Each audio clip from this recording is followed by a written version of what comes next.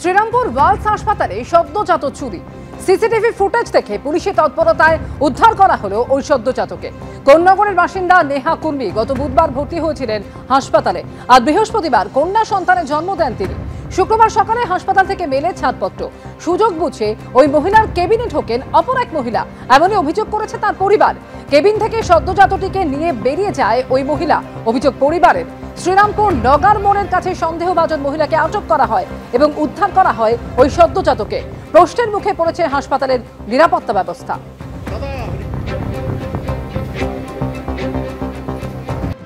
তাদের ওপর নানান রকম ভাবে চাপ তৈরি করা হচ্ছিল। বিএলওরা দীর্ঘদিন ধরে অভিযোগ করে আসছিলেন, প্লাস যারা শিক্ষক তাই নিয়েও তাদের অভিযোগ ছিল।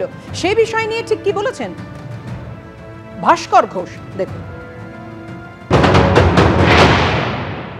এই বিএলওদের একটা বড় অংশ এরকম আছে যারা ধরুন যে প্রাথমিক স্কুলে তারা চাকরি করেন, দেখা যাচ্ছে যে সেখানে 500 জন স্টুডেন্ট, 5 জন টিচার, 5 জনকে ডিউটি দেওয়া হয়েছে, 4 জন ডিউটি নিয়েও নিয়েছেন, শুধু হেড টিচার পড়ে আছেন, সে ডিউটিটা নেয়নি যে স্কুলটাকে চালাতে হবে বলে, তারপরেও তাকে শোকজ করে এই ধরনের ব্যবস্থা করা হয়েছে। ওদের জেনুইন কজ আছে। একটা কথা বলে রাখি, তাদের পাশে সংগ্রামী যৌথ মঞ্চ আছে, তাদের পাশে Usti United Primary Teachers Welfare Association আছে। যদি প্রয়োজন পড়ে, তারা যদি কোনো ব্যবস্থা নেন, তাহলে তার বিরুদ্ধে আমরা আদালতের দ্বারস্থও হব। নির্বাচন কমিশন তার ব্যবস্থা নিক, আমরাও তৈরি আছি এর উত্তর দেওয়ার জন্য। বাকি যারা বিএলও নিযুক্ত হয়েছে তাদেরকে নিরাপত্তা দেওয়ার দিকটা ভালো করে দেখুক, শাস্তি দেওয়ার জায়গাতে না গিয়ে। আর যারা আছে যারা কাজটা করতে চাইছেন তাদেরকে সুরক্ষা দিক, আর যারা কাজ করতে চাইছেন না, বহু কর্মচারী এখনো পড়ে আছে, যারা স্বেচ্ছায় কাজটা করতে চান তাদেরকে নিয়োগ করার ব্যবস্থা করুক। একদিকে রাজ্যে এসআইআর কবে শুরু হবে তা নিয়ে জল্পনা, প্রস্তুতিও চলছে জোর কদমে। আর এরই মধ্যে সিএ শিবির নিয়ে সল্টলেকে বিজেপির বৈঠক। রাজ্য জুড়ে 700 শিবির করার ভাবনা বিজেপির এবং তার সহযোগীদের। বাংলাদেশ সীমান্তে বিশেষ নজর দিচ্ছে বিজেপি। নদিয়া, কোচবিহারের মতন জেলায় বিশেষ নজর দেওয়ার সম্ভাবনা রয়েছে।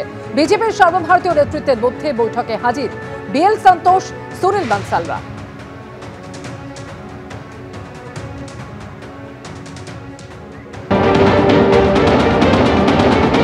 অত্যন্ত উদ্বেগজনক তথ্য এখনো পর্যন্ত উঠে এসেছে আমার কাছে।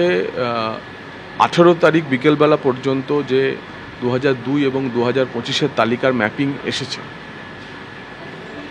বিভিন্ন স্থানীয় সূত্র থেকে বিএলওদের সঙ্গে যোগাযোগের মাধ্যমে, তাতে আমরা দেখছি যে অর্ধেকের বেশি ভোটার পশ্চিমবঙ্গের, 7,80,00,000 ভোটারের মধ্যে প্রায় 3,70,80,00,000 ভোটারের 2002 এবং 2025-এর ভোটার তালিকার মধ্যে ম্যাপিং এবং ম্যাচিং হচ্ছে না। 3.5 কোটি 4 কোটি ভোটার যাদের কাগজ দেখাতে হবে সত্যি করে, কারণ তাদের নাম ফ্যামিলি লিগাসিও নেই, পরিবার নেই, হঠাৎ করে 2002 থেকে 2025-এর মধ্যে তাদের নাম উঠেছে। তাদের মধ্যে তো একটা সিংহভাগ মানুষ থাকবেন যারা সন্দেহজনক ভোটার, এবং তাদের নাম তো এসআইআর হলে বাদ যাবে।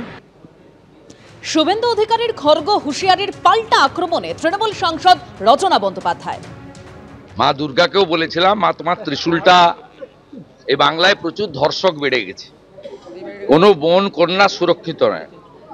এই ধর্ষকদের শেষ করার জন্য মা কালীর খড়গটাও লাগবে।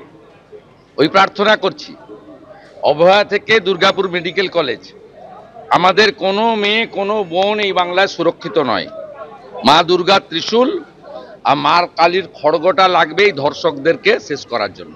এই প্রার্থনাই মায়ের কাছে করছি। মায়ের খড়গ তো একজনের হাতেই রয়েছে, যিনি আমাদের মাননীয় মুখ্যমন্ত্রী, তার হাতেই খড়গ মানায়, আর কারোর হাতে তো খড়গ মানায় না। তো সেরকম ধরনের কথার পরিপ্রেক্ষিতে যদি কোনো কুমন্তব্য আসে, তখন তো মহিলারা পেছনে তারা করবেন। মা কালীর হাতেও খাড়া রয়েছে, মা কালীর হাতেও খাড়া রয়েছে, এরপরে মা কালীর পেছনে দৌড়াবেন ওনাকে।